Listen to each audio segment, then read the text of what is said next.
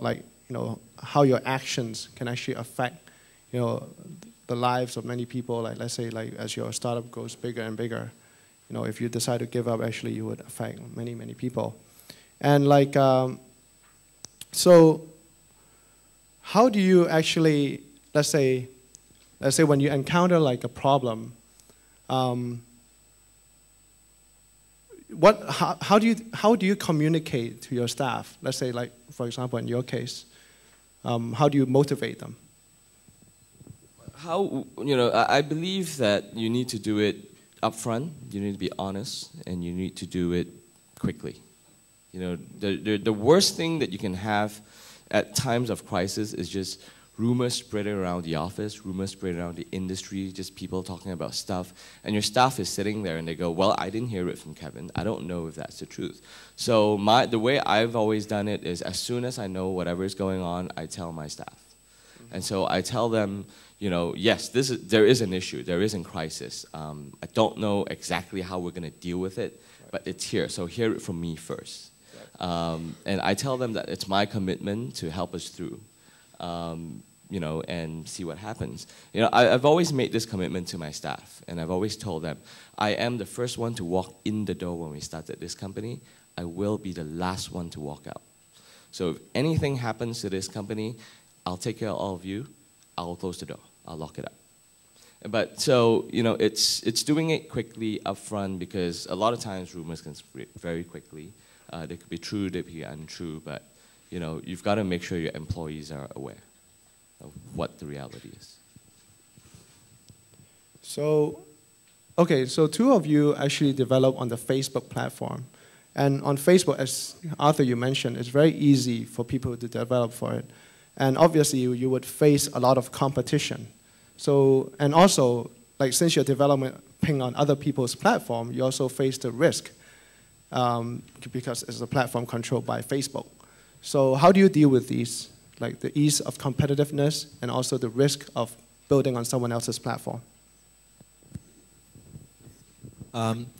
Okay, Facebook is actually it's a nice platform to work with, in the sense that it's very open compared to some of the other social networking sites in the world. But it is also, I think they're trying to get more and more in control. And for example, they want to create a very well-ordered ecosystem for everyone, which I think in a way it's good. But in the same time, if there are too many restrictions, it's actually limit the developers or the publishers' ability to spread the games out. So what we've done is that we've always been working very closely with them. We're one of the largest partners, especially international partners. We just set up a US office in San Francisco, so that allows us to maintain a very good relationship with them. We are one of the earliest payment Facebook credit premium partners. So again, that allows us to be, well, they don't really give us special treatment, but at least they will know, like, if there's some problems, who to work with and talk to. So it's been doing quite okay. But at the same time, we also have to diversify. So right now we're looking into expanding into Japan, Korea, and Russia, where Facebook is not particularly strong. We're working with those local partners and try to diversify a little bit.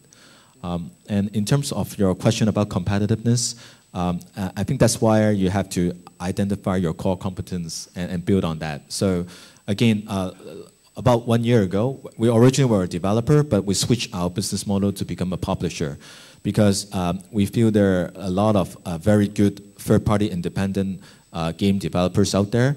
And if we work with them and use our network to help them to distribute and market and monetize their games, it's actually a better model for us, because the risk for us is a bit lower, because we don't have to take on all the risk to develop that game. So by working together as partners, we feel that's a better model for us. So we actually, I think Andy said earlier, so if someone is actually doing games better than you, why don't you partner with them? So that's our model right now. Yes, Facebook is a very good platform. It's open, and sometimes we see, of course, the policy is not perfect and not always in control. So sometimes we see the challenges, and sometimes we see the opportunities. So when we start the first application, we only focus on the Chinese applications. So we don't have any experience on game, so we don't do game applications. Instead, we do those something like quiz applications, analyst applications, and they are all in Chinese first. We see a quite good traffic in Chinese, and then we translate it into English. And however, the application in English is not that good because we cannot marketing that applications. Later on, we try to translate it into the major 12 languages, like X-Wave, and then we put our application into different areas, like Europe, Latin America, and we find a huge traffic from Latin America. There may be not many applications for that kind of area. And eventually, the application in English also go off maybe because of the globalization. So these are techniques. We also focus on translation. We hire a person to do a translation on Facebook, although she is not that cannot manage all the languages, but she just translates some simple words. And for the competitiveness, I think there are lots of competitors in Asia already, and we try to make our application to be user-friendly. And because all our staff are Facebook addicted users, so they will try to think up some creative ideas to make all the layout to be user-friendly.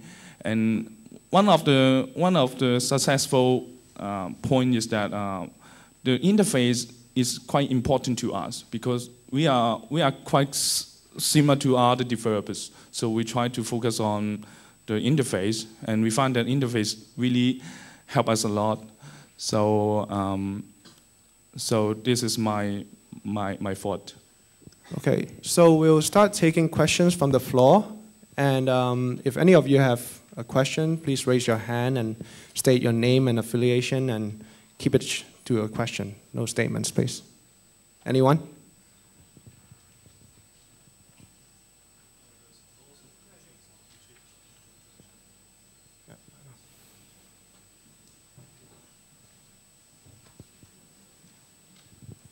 Hi, my name is Min. I have no affiliation at this point. I just want to ask Arthur, just to get it started. When you moved from your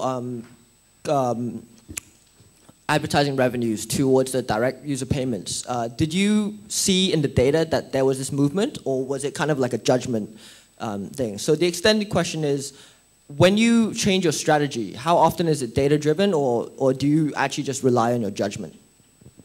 It's a bit of both, actually. I think being in the online business, there are a lot of data that is available, and also one of the co-founders is a really data guy. So we always look into data, but I think there's also a huge part being gut feel, right? Especially as a startup. I think sometimes you cannot overanalyze, especially the temptation of data available. You always overanalyze. So what we usually do is that just go and do it, right? Just do it and capture the data. And then you realize and see whether that was a good judgment. If it's not a good judgment, and then you go back and see whether your strategy was wrong, or is it the execution was wrong. So you have to make sure you distinguish your strategy and execution is actually very different. If we still believe in our strategy, then you fine-tune your execution.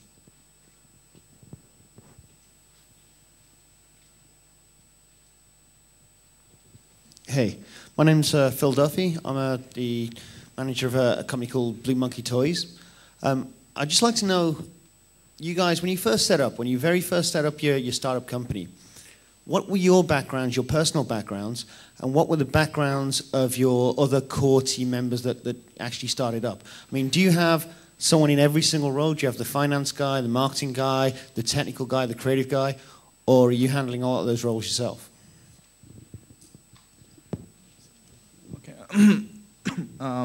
We are a small company with only 10 people, so we only split into two groups. One is for technical, and the other one is marketing. But the marketing group is even bigger than the technical groups.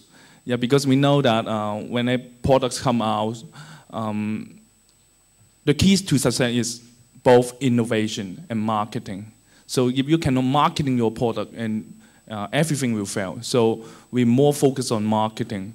And of course, to be being a small company, you know, all the founders have to do everything like financing, team management. So, the founders will focus everything, but the team only separate into two groups. One is for technicals, the other is marketing.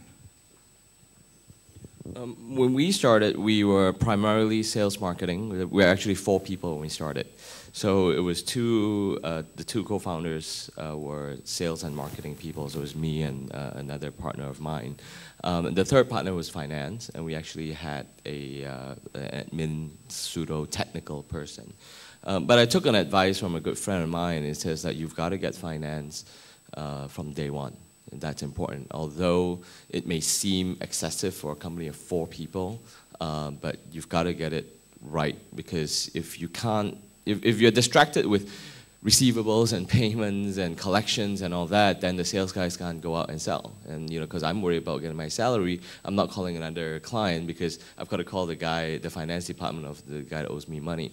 So I think that it's worked well in my case. I don't know about others, but you know, we made sure we got a strong finance person to take care of all the things financially, so that the sales guys, the marketing people, the tech guys can kind of go and focus on their thing. Because I feel that the last thing you really want to worry about is, you know, especially when you start, you're just doing so many things, it's like, will I get my salary? So I guess just a little bit of my background. I think you asked about personal background. So after graduation, I was a banker at HSBC, and then I moved on to Yahoo to do business development and marketing. And then I joined